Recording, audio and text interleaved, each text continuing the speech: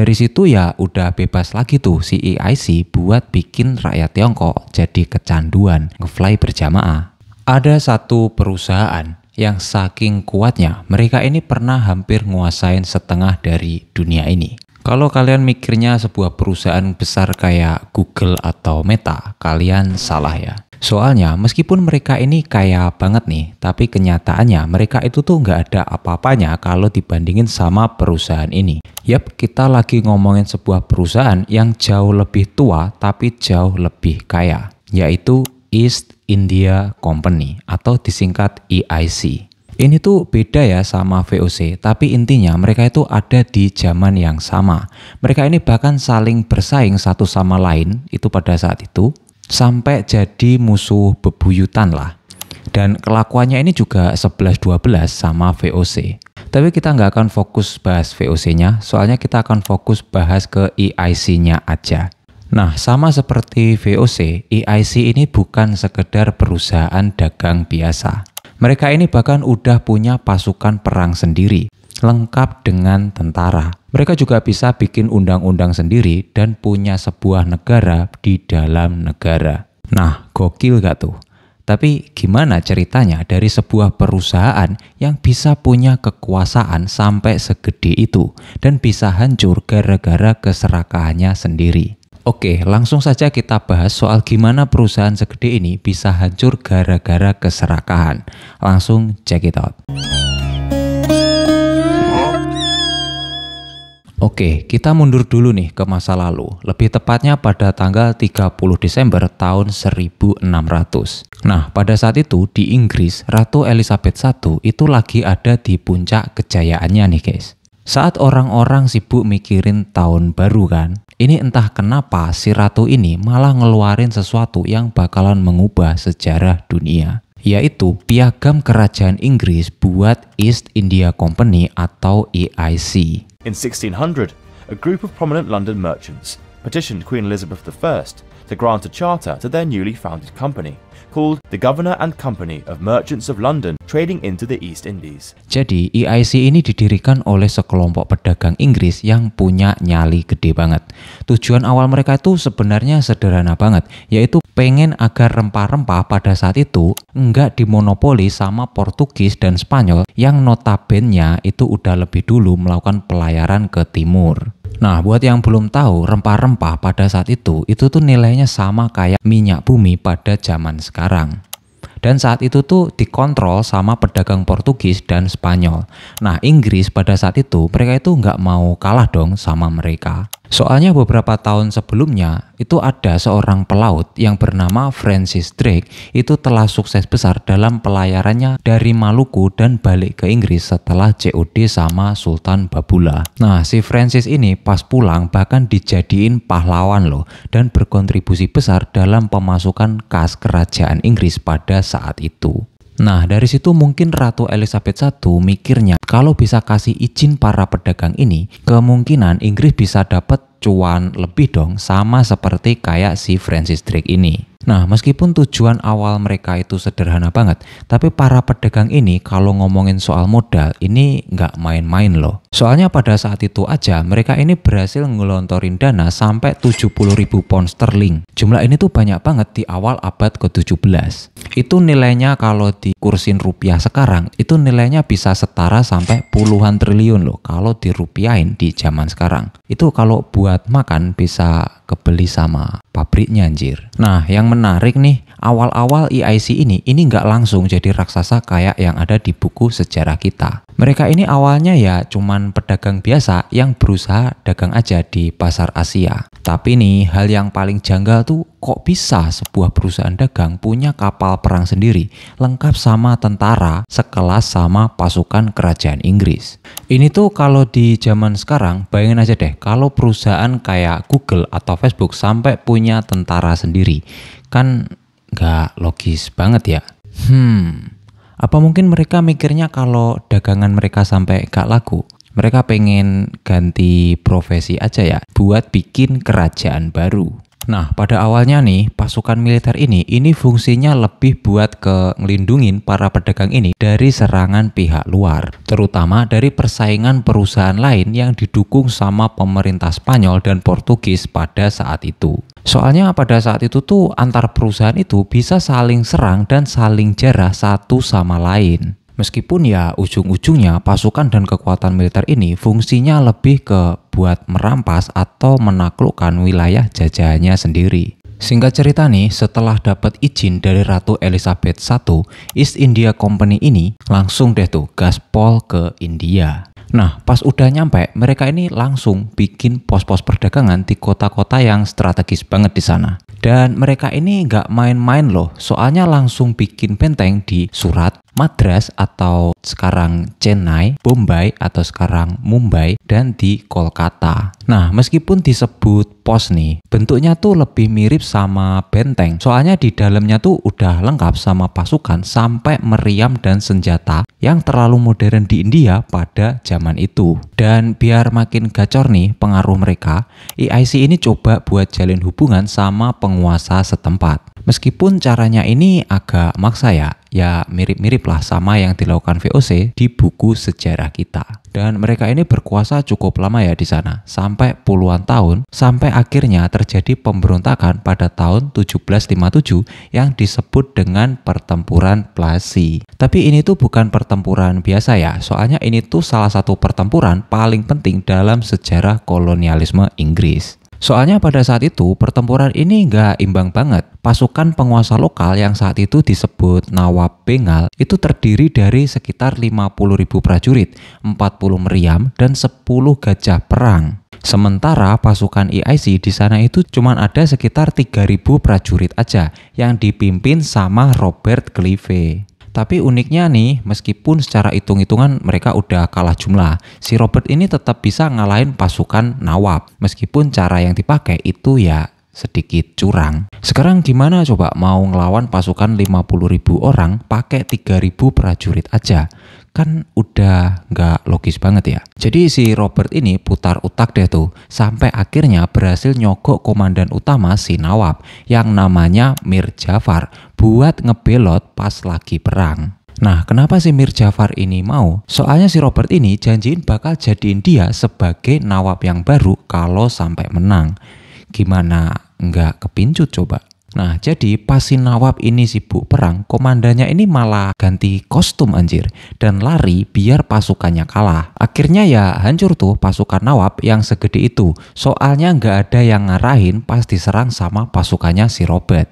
Jadi bisa auto rata tuh, cuman dalam waktu 11 jam aja. Nah, singkat cerita nih, setelah si Robert ini menang, EIC ini nggak cuman dapat hak perdagangan eksklusif aja di Bengal. Mereka bahkan juga udah dapat hak buat mungut pajak dan mengelola wilayah itu. Soalnya setelah menang, EIC ini udah jadi penguasa mutlak atau de facto di sana. Nah, wilayah Bengal ini sendiri kan pada saat itu super kaya banget ya, sama sumber daya, punya tekstil yang terkenal dan punya wilayah yang subur banget buat pertanian. Nah, karena si IEC ini notabene adalah perusahaan, jadi mereka mikirnya ya cuman keuntungan pribadi doang. Mereka nggak peduli tuh sama yang namanya petani dan pedagang lokal yang ada di sana. Jadi mereka gaspol aja tuh, bikin kebijakan pajak yang sangat tinggi pada petani dan pedagang lokal. Dan parahnya nih, bukannya dukung petani buat tanam tanaman pangan, mereka malah nyuruh para petani buat tanam komoditas ekspor seperti nila dan opium. Akibatnya ya jangan ditanya lagi, wilayah Bengal pada saat itu langsung tertimpa kemiskinan dan kelaparan massal yang parah pada tahun 1770. Dan ini korbannya sampai jutaan orang ya. Di satu sisi Inggris makin kaya, sementara di sisi lain rakyat India malah makin menderita. Analoginya tuh sama kayak perusahaan yang bilang peduli sama karyawan,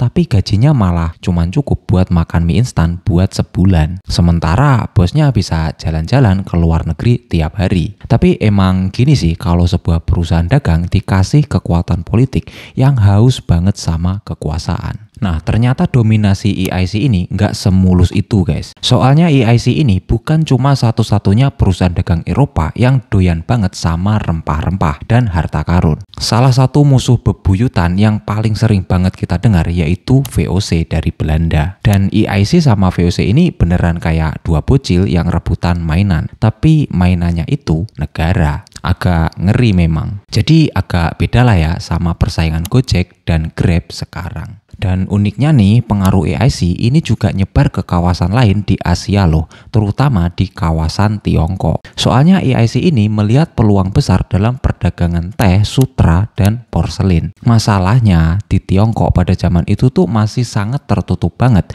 dan enggak terlalu tertarik sama barang-barang dari barat. Dan mereka ini cuman mau pakai perak buat alat pembayarannya doang. Nah, hal ini tuh menjadi dilema ya buat EIC. Soalnya mereka tuh pengen ambil banyak teh dari Tiongkok, tapi mereka nggak punya cukup banyak perak buat bayarnya. Tapi mereka nggak kehabisan cara nih, sampai akhirnya mereka ketemu cara yang brilian, yaitu pakai opium. EIC ini akhirnya nyuruh deh tuh penduduk India buat tanam opium dalam jumlah gede buat diselundupkan ke Tiongkok. Modusnya sih sama aja kayak kartel-kartel narkoba pada umumnya, yaitu dengan cara bikin rakyat Tiongkok jadi kecanduan dan bikin kekacauan sosial yang parah banget pada saat itu. Hal ini tuh bikin pemerintah Tiongkok pada saat itu dongkol banget ya, sampai berusaha menghentikan penyelundupan ini. Bahkan Kaisar Tiongkok pada saat itu sempat nulis surat loh ke Ratu Inggris buat menghentikan perdagangan opium ini dan menyita kapal-kapal pengangkut opium tuh di Tiongkok dan hukuman mati buat yang jual opium. Tapi nih, alih-alih berhenti, Ratu Inggris pada saat itu tuh malah ngirim angkatan laut Inggris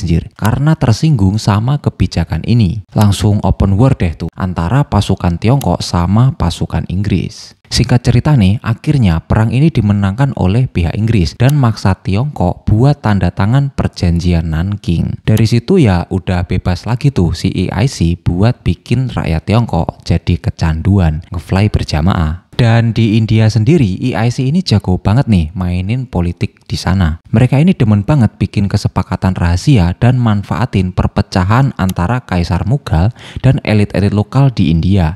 Jadi ya mirip-mirip lah sama politik adu domba ala VOC. Salah satu caranya nih, mereka ini sering banget nawarin perlindungan militer sama penguasa lokal yang sedang panas. Tapi perlindungannya tuh dibayar pakai harga yang mahal banget. Dan uniknya nih, mereka ini nggak minta bayaran dalam bentuk uang tunai sama sekali. Tapi yang mereka minta tuh kayak seperti perdagangan bebas, hak pungutan suara, sampai akhirnya bisa kontrol penuh di wilayah itu. Ini kan licik banget anjir. Nah, bayangin aja nih, sebelum EIC datang, India itu udah punya sistem agraria dan industri tekstil yang udah mapan banget. Produk yang terkenal itu saat itu adalah kain India yang udah terkenal banget sampai ke Eropa. Tapi setelah EIC ini berkuasa, mereka malah suka-suka ngubah seenaknya semua sistemnya buat keuntungan Inggris aja. Petani dipaksa buat tanam komoditas yang bikin cuan EIC seperti nila itu buat pewarna ya, dan opium yang nantinya bakalan dijual ke Tiongkok. Padahal kan harusnya petani kan tanam padi atau gandum ya buat makan. Nah, terus orang India gimana dong kalau mau makan? Jawabannya ya impor dari tempat lain. Soalnya EIC ini udah nggak mau pusing mikirin petani lokal. Yang penting ya cuan-cuan aja. Intinya EIC ini pengen cuman Inggris yang jadi pusat produksi. Jadi mereka tekan tuh produksi lokal dan maksain India buat jadi pasar barang buat Inggris. Pengrajin-pengrajin lokal yang udah puluhan tahun bikin kain tiba-tiba ya di stop dan nggak punya pekerjaan. Ibaratnya kayak pemerintah yang tiba-tiba ngomong semua warung kopi lokal harus ditutup dan yang boleh buka cuman Starbucks aja. Tapi nggak berhenti sampai di situ ya, soalnya hal ini tuh diperparah sama budaya korupsi yang terjadi di EIC. Bahkan nih, para pejabat EIC waktu pulang ke Inggris, mereka itu bisa kaya banget loh. Bahkan sampai bikin iri parah para bangsawan yang ada di sana. Mereka bahkan dijuluki sama Nabob atau sebutan lain dari kata Nawab yang berarti penguasa India. Soalnya kekayaan mereka tuh luar biasa banget hasil dari jarahan di India. Lambat laun nih, ini parlemen Inggris saat itu sampai harus turun tangan loh buat ngatur si EIC ini. Soalnya pemerintah khawatir kalau budaya korupsinya itu sampai nyebar di Inggris. Jadi ini kayak perusahaan yang saking ilegalnya, pemerintah itu sampai harus bikin undang-undang khusus buat ngatur mereka. Nah, singkat cerita nih, setelah udah jalan beberapa puluh tahun, akhirnya rakyat India ini dari berbagai kalangan, ini akhirnya mulai nggak tahan lagi. Sampai akhirnya terjadi pemberontakan besar yang disebut dengan pemberontakan Sepoy pada tahun 1857. Pasukan itu sendiri terdiri dari pasukan tentara India yang sebenarnya adalah pasukan EIC sendiri. Soalnya mereka ini udah muak banget nih sama budaya korupsi yang terjadi di EIC. Soalnya salah satu penyebabnya nih, muncul isu bahan pembuatan peluru itu terbuat dari lemak hewan seperti babi dan sapi. Kita tahu sendiri kan ya, kalau agama Hindu itu mengistimewakan yang namanya sapi, sementara umat Muslim mengharamkan yang namanya babi. Jadi pemberontakan ini tuh semacam perang keagamaan gitulah. Akhirnya pecah deh tuh, perang pemberontakan yang brutal banget, baik dari pihak pemberontak atau dari pihak Inggrisnya sendiri. Dan korbannya ini nggak main-main, diperkirakan sampai jutaan orang tewas dalam pemberontakan ini. Dan peristiwa ini tuh jadi salah satu penyebab runtuhnya perusahaan dagang EIC. Soalnya pemerintah Inggris akhirnya mulai sadar tuh kalau perusahaan ini udah terlalu liar dan nggak bisa dikontrol sama pemerintahan Inggris. Nah, meskipun EIC ini pada zamannya udah kaya banget nih, tapi mereka ini masih nggak puas kalau cuma dagang rempah, teh sama sutra. Jadi mereka ingin ekspansi lagi tuh dan coba memperluas wilayah kekuasaan mereka di India yang malah endingnya bikin konflik sama penguasa lokal yang nggak mau nyerah. Masalahnya nih, EIC itu perusahaan dagang dan bukan pemerintah. Mereka itu nggak punya pengalaman buat mengelola wilayah segede itu. Dan mereka ini cuman mikir cuan aja tanpa mikir efek jangka panjang sama wilayah yang didudukinya. Sampai-sampai pemikir ekonomi terkenal pada saat itu yaitu Adam Smith, itu dalam bukunya yang fenomenal yang berjudul The Wealth of Nation pada tahun 1776 ini terang-terangan mengkritik EIC. Dia bilang kalau perusahaan yang punya kekuasaan militer dan politik itu